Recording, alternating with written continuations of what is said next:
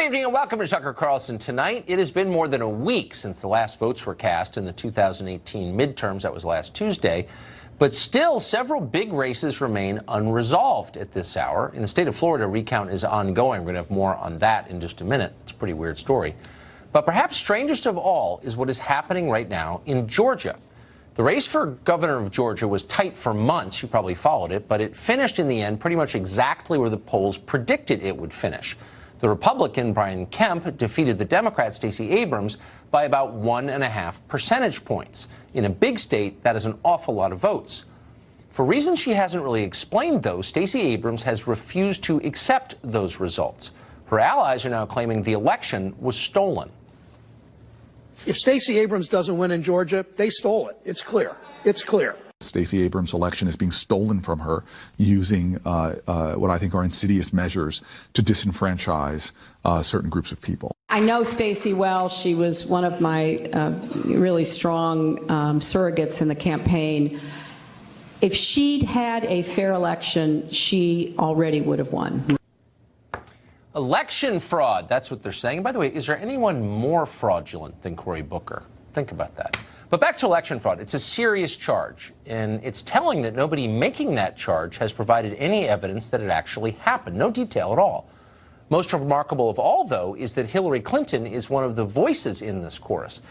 We keep track, and we remember Hillary's view just 2 years ago. Here's what she thought of losing candidates who claim the election is rigged. That's horrifying. You know, every time Donald thinks things are not going in his direction, he claims whatever it is rigged against him. That is not the way our democracy works. We've been around for 240 years. We've had free and fair elections. We've accepted the outcomes when we may not have liked them. He is denigrating. He's talking down our democracy. And I, for one, am appalled. She's appalled. You got to accept the outcomes you don't like. But it turns out that accepting outcomes you don't like is something only Republicans are required to do. Richard Nixon had an entire presidential election stolen from him by JFK in 1960. Liberals applauded when Nixon chose not to contest that election. But Democrats do not apply the same standard to themselves. When Democrats lose, there is always a reason that has nothing to do with alienating voters or getting fewer votes. It's Putin rigged the machines. The Macedonians hacked Facebook. Roger Stone sent unapproved tweets. Or the perennial favorite, you're racist. All of you who didn't vote for us, you're racist. You're immoral bigots. And of course, that's what we're hearing once again now. By the way, it's a lie. America is not a racist country. It's a kind and decent country.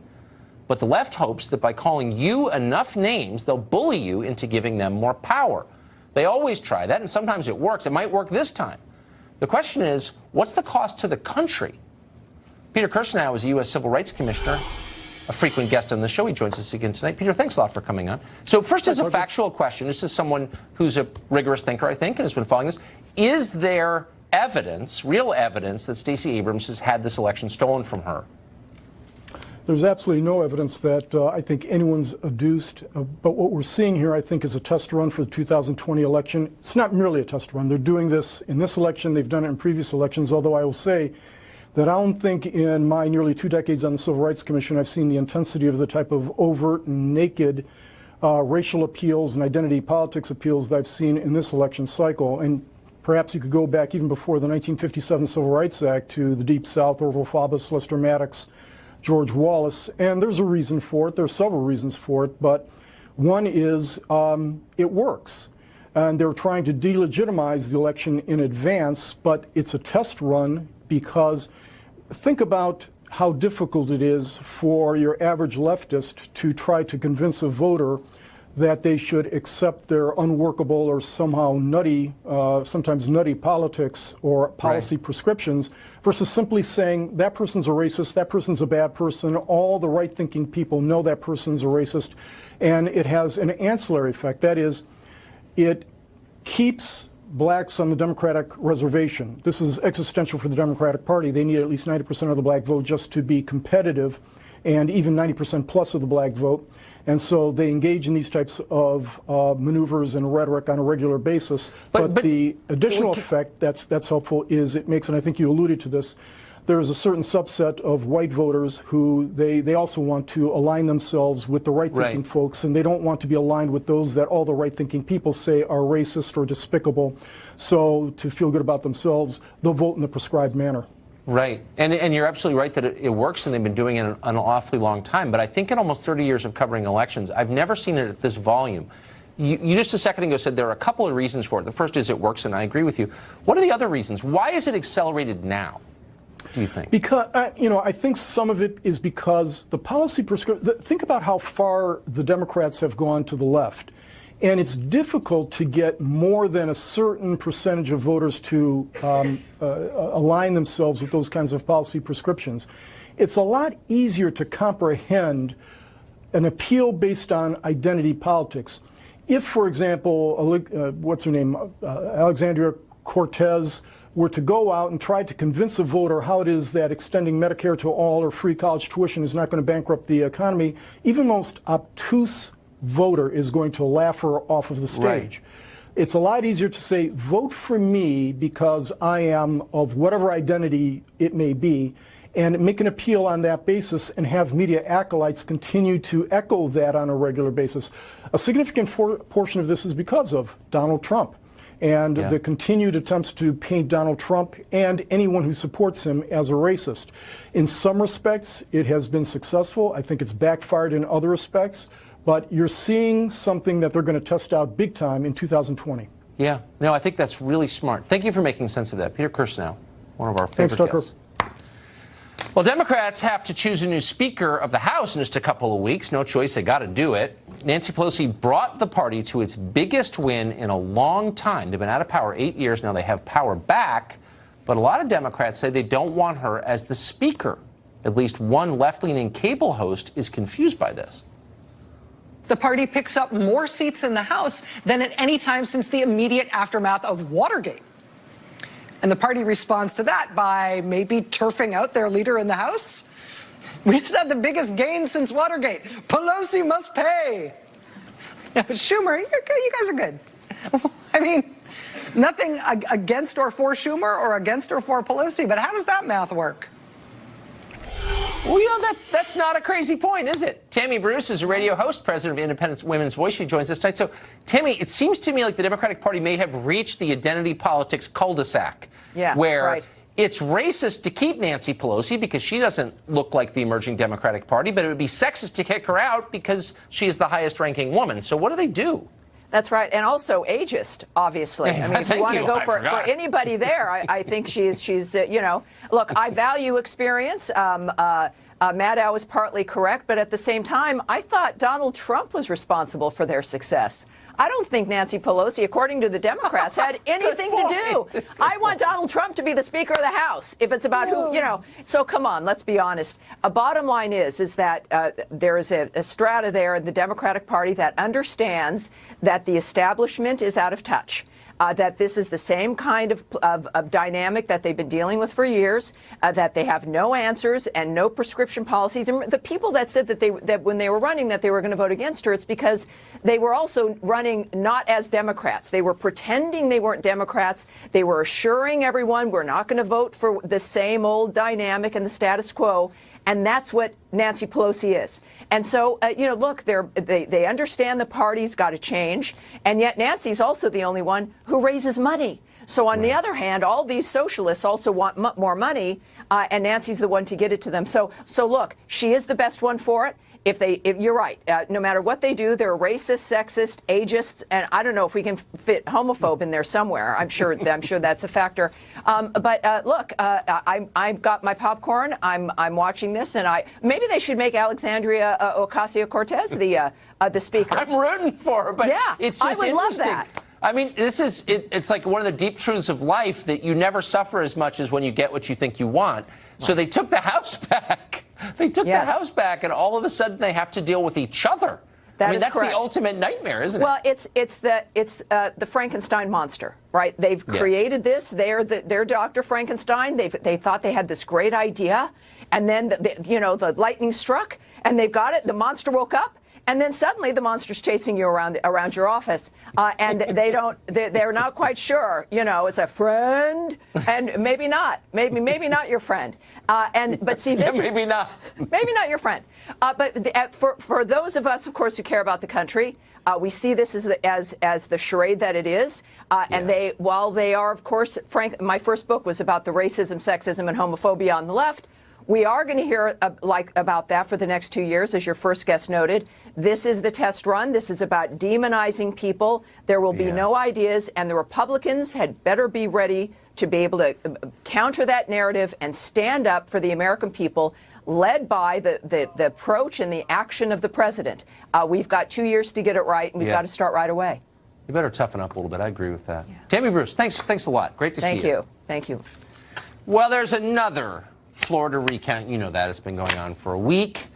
It's in progress tonight. The Senate race between Rick Scott, the Republican, Bill Nelson, the Democrat, is still ongoing. Florida's Secretary of State has ordered a manual recount. Craig Patrick is the political editor and chief investigator at Fox 13 in Tampa Bay. He's been on this for us since the beginning. He joins us once again tonight.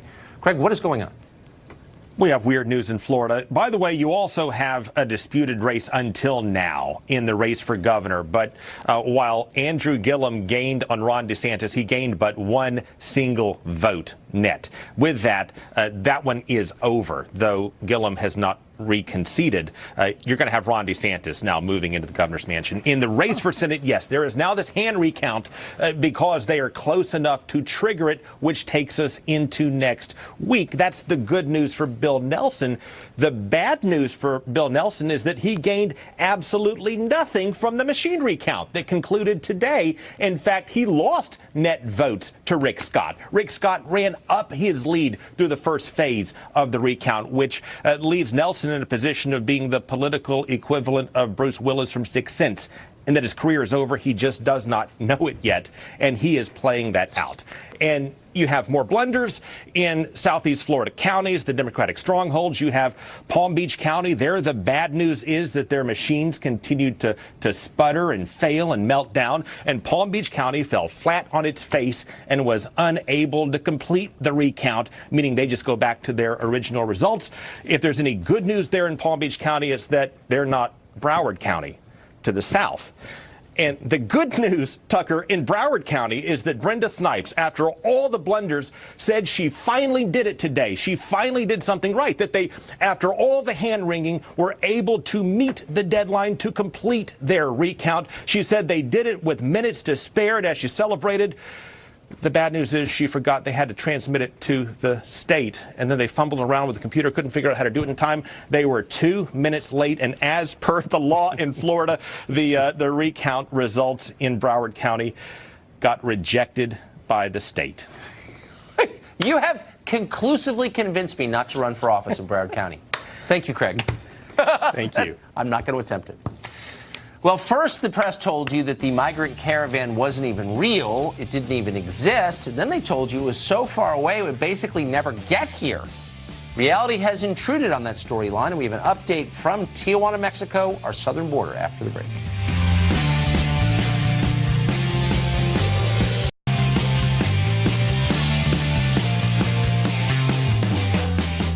If there's one thing in the world you definitely shouldn't worry about, it's that fake Central American migrant caravan the xenophobic nationalists on Fox News have been trying to scare you into caring about or believing in.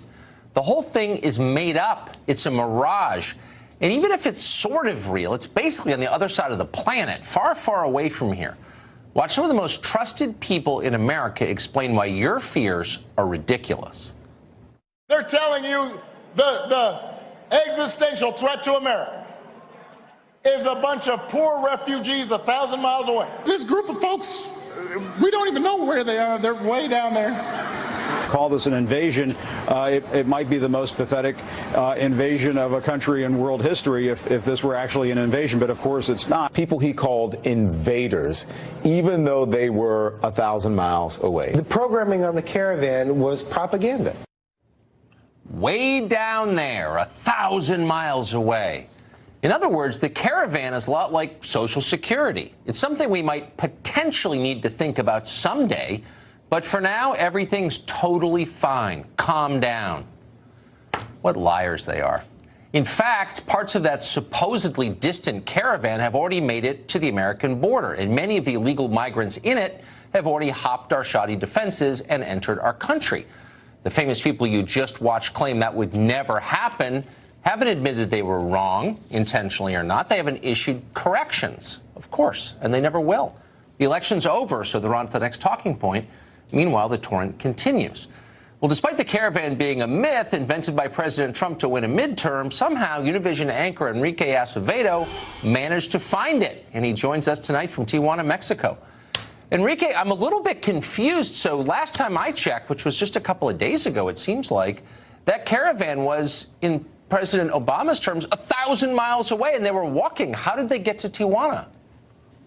The caravan is very real. It's movement of people, thousands of people, around 5,000 have already arrived to Tijuana in the border with San Diego, Tucker, but it's not a national emergency, or it's not, and it's not a threat to the national security of the United States. Most of the people that are part of this caravan are just pushing strollers through Mexico. Their families, women, babies, that are just trying to get to the U.S., to the border, to legally request asylum, something that President Trump is making much harder. Before we get to the subjective part, I mean, I'm an American. I'll decide whether it's a threat or not, if that's okay.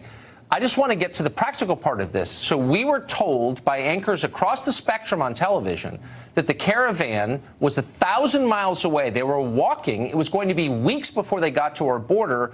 I wake up this morning, and there they are.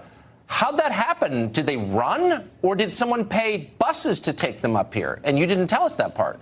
It took them almost a month or over a month to get from Honduras to the U.S.-Mexico border.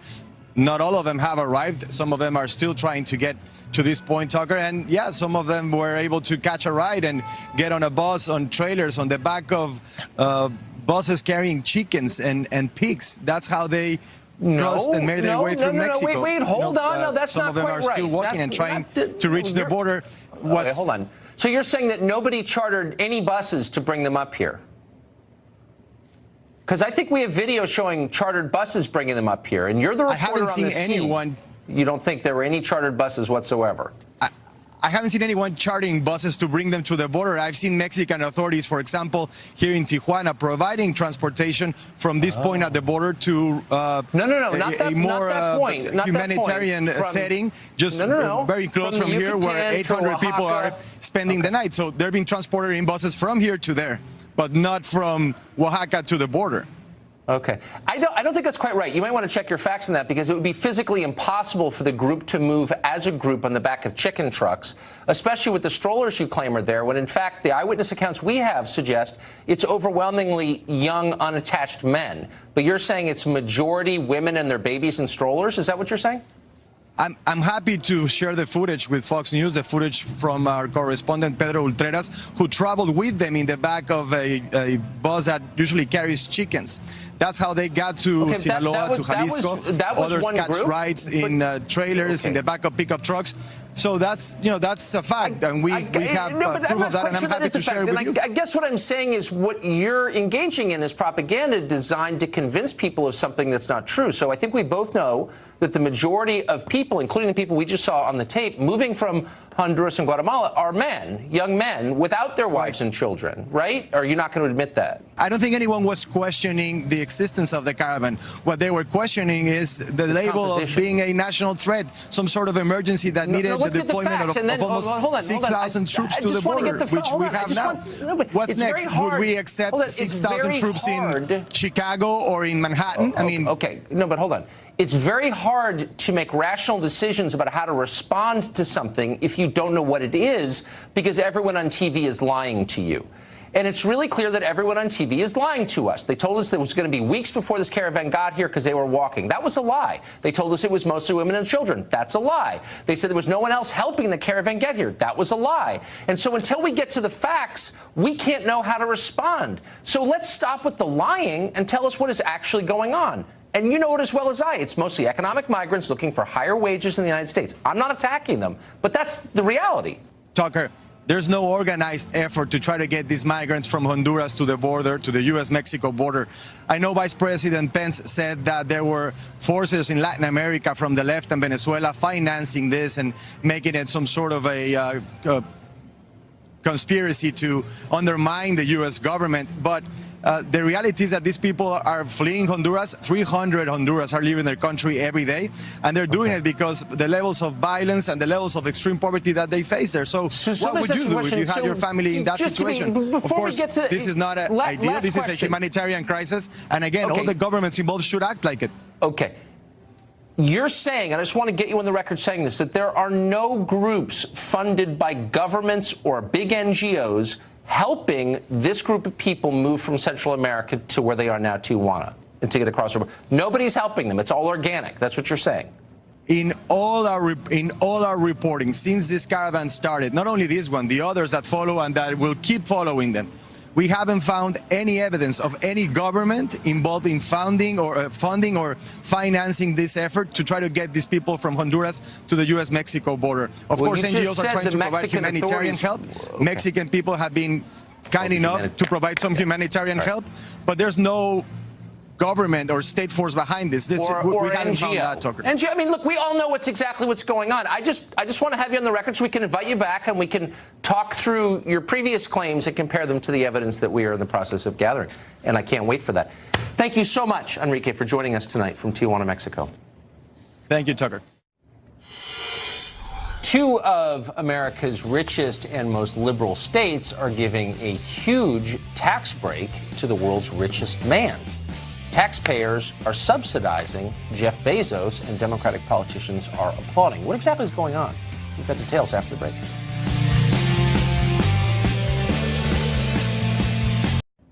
Well, for about 100 years, the Democratic Party was the party of America's working class. Not anymore. Now the Democratic Party is the party of merciless corporate power, of Google and Facebook and the rest, and they'll punish you if you get in their way, as you know. Latest example, New York and Northern Virginia, two of the bluest parts of this country, showered promises and billions in taxpayer breaks on Jeff Bezos. He runs Amazon. In return, both those states are getting a new Amazon headquarters. It's a great deal for Bezos.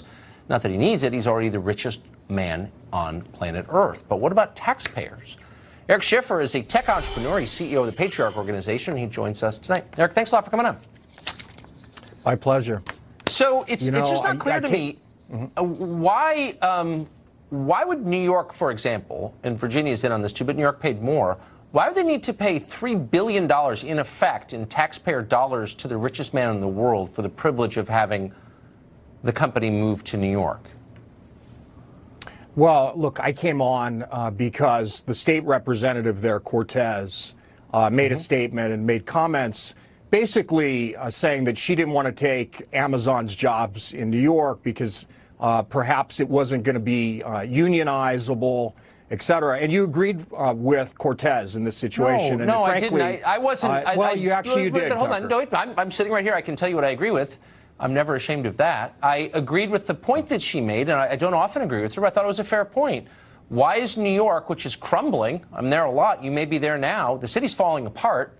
It smells, the subways break, it's disgusting. Why would the city be spending $3 billion to the richest man in the world? Why wouldn't the money go to, I don't know, fixing the subways, just throwing it there, cleaning up the streets or plowing the snow or helping the people who already live there? I'm just confused.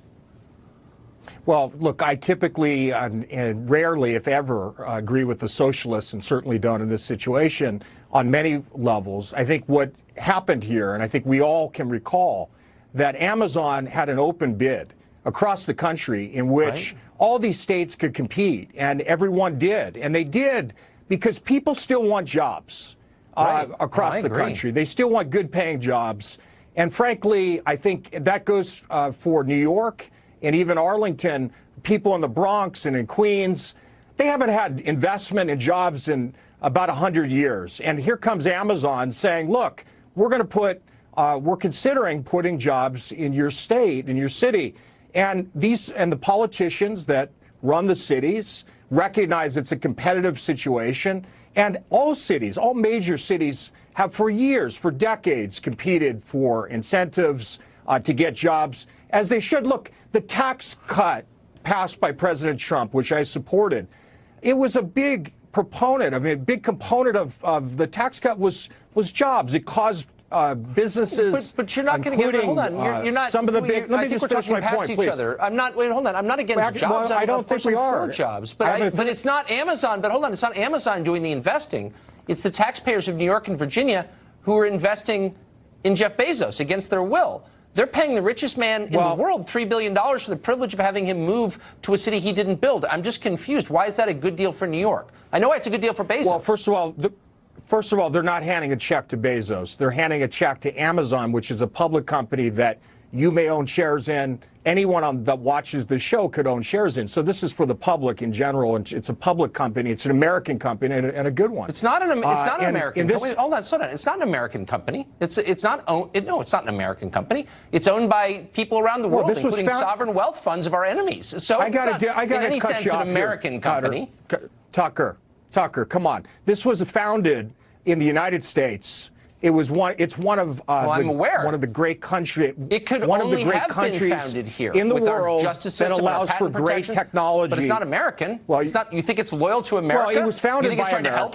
You think it's trying to help America? No. Come on. It was founded by Americans. It certainly was. It certainly is a big contributor to tax here in America. There's no question, and jobs, significant jobs. Okay, and I think that my point that I was trying to make, Tucker. Look, I don't think everything about Amazon is bad. I think they do a great job. I use Amazon. I mean, they're huge because they do a good job.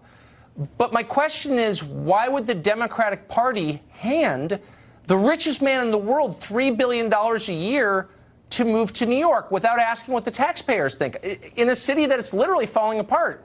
That's not a fair question. I think it is a fair question. I think most states and most cities wanted Amazon to come. In fact, there were many other states that superseded that amount by significant levels. I mean, you don't New see that as a Jersey little and pathetic? others.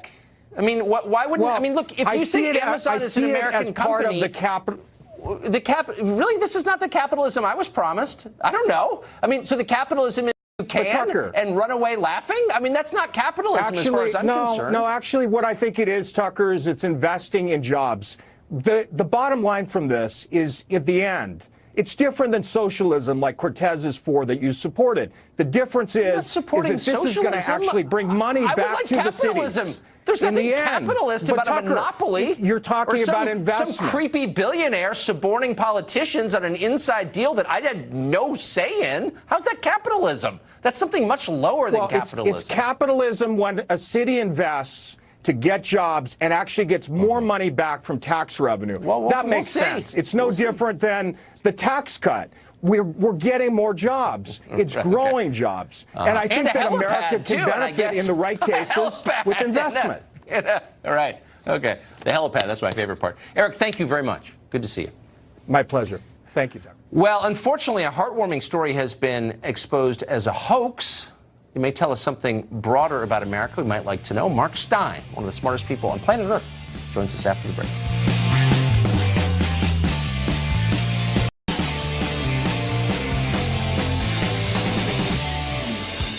Well, if you were compiling a list, you'd have to say that Al Sharpton would be one of the most, maybe the most successful race baiter in America in the past 40 years. He's certainly in the Hall of Fame. He's made a lucrative career targeting people for the color of their skin, their religion, and other factors. Democrats will tell you they are the party that is against racism. They may even call you a racist, but you know they don't mean it. Why? Because they love Al Sharpton to this day. For example, at a National Action Network event, and that's Sharpton's group, just yesterday, top Democrats lined up to prostrate themselves before the altar of Al Sharpton. Not a joke. Watch this. That's why you have leaders like the Reverend Al Sharpton, who will not give up and will not give in and will never let it go.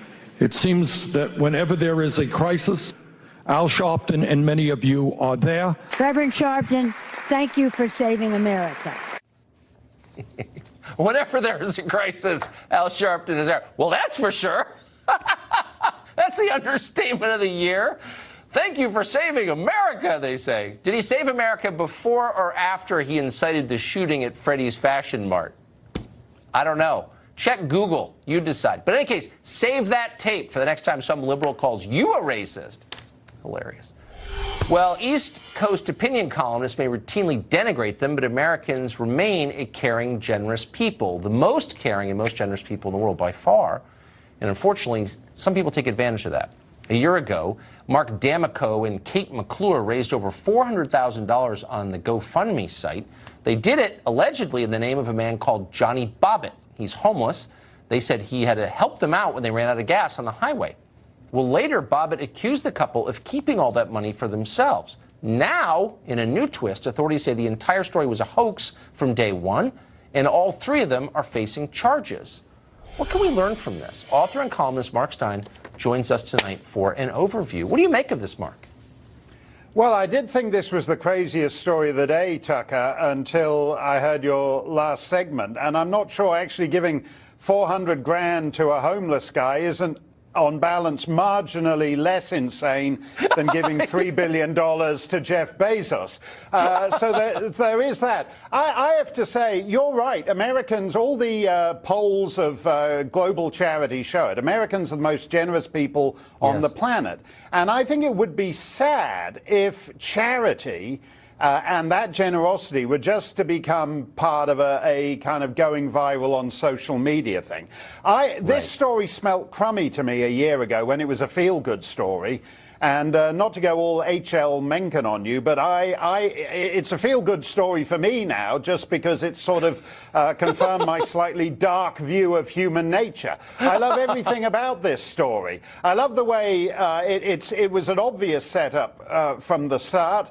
I love the way people just sort of went bananas for it. I mean, it's not a good idea to give someone an interstate ramp, $400,000. He only got about 75 of it. He was spending about $2 grand a day. Meanwhile, this other couple just took off with it. They bought a BMW. They went to Vegas and blew it on the fancy suite at the Mandalay Bay or whatever it was. The homeless guy then sued them. The homeless guy has a lawyer. That's fantastic. America has as many lawyers. Statistic this is. America has as many lawyers as the rest of the planet combined.